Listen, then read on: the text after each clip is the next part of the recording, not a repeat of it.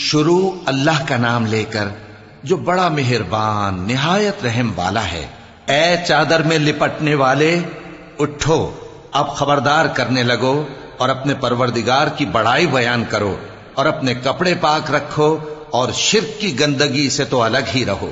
اور اس نیت سے احسان نہ کرو کہ اس سے زیادہ کے خواہاں ہو، اور اپنے پروردگار کی خاطر صبر کرتے رہو۔ پھر جب سور پھونکا جائے گا تو وہ دن مشکل کا دن ہوگا، یعنی کافروں پر آسان نہ ہوگا۔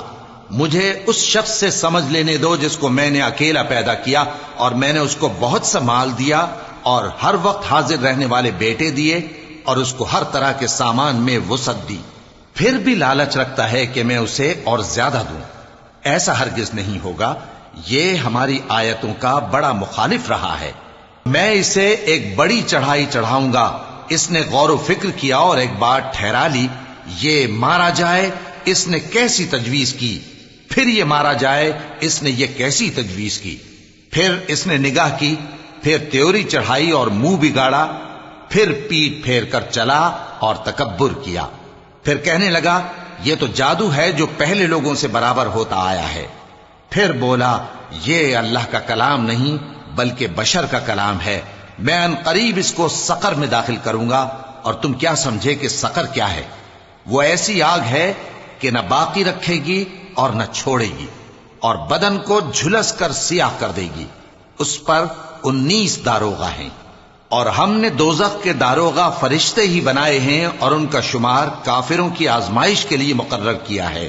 اس لیے کہ اہل کتاب یقین کریں اور مومنوں کا ایمان اور زیادہ ہو، اور اہل کتاب اور مومن شک نہ لائیں، اور اس لیے کہ جن لوگوں کے دلوں میں نفاق کا روگ ہے اور جو کافر ہیں کہیں کہ اس مثال کے بیان کرنے سے اللہ کا مقصود کیا ہے۔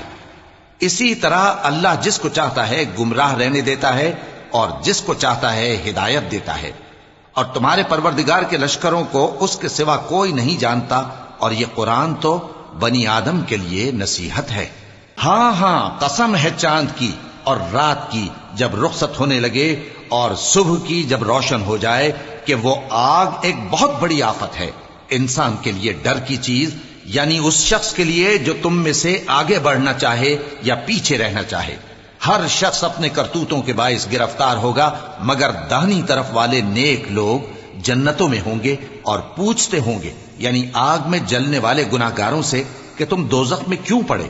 وہ جواب دیں گے کہ ہم نمازیوں میں شامل نہ ہوئے، اور نہ ہم فقیروں کو کھانا کھلاتے تھے، اور ہم بحث کرنے والوں کے ساتھ مل کر بحث کرتے تھے، اور روز جزا کو جھٹلاتے تھے، یہاں تک کہ ہمیں موت آ گئی۔ تو سفارش کرنے والوں کی سفارش ان کے حق میں کچھ فائدہ نہ دے گی۔ ان کو کیا ہوا ہے کہ نصیحت سے روگرداں ہو رہے ہیں، گویا گدھے ہیں کہ بدک جاتے ہیں جو شیر سے ڈر کر بھاگ جاتے ہیں۔ اصل یہ ہے کہ ان میں سے ہر شخص یہ چاہتا ہے کہ اس کے پاس کھلی ہوئی کتاب آئے، ایسا ہرگز نہیں ہوگا۔ حقیقت یہ ہے کہ ان کو آخرت کا خوف ہی نہیں۔ کچھ شک نہیں کہ یہ قرآن نصیحت ہے، تو جو چاہے اسے یاد رکھے، اور یاد بھی تبھی رکھیں گے جب اللہ چاہے۔ وہی اس لائق ہے کہ اس سے ڈرا جائے، اور وہی معاف کرنے والا ہے۔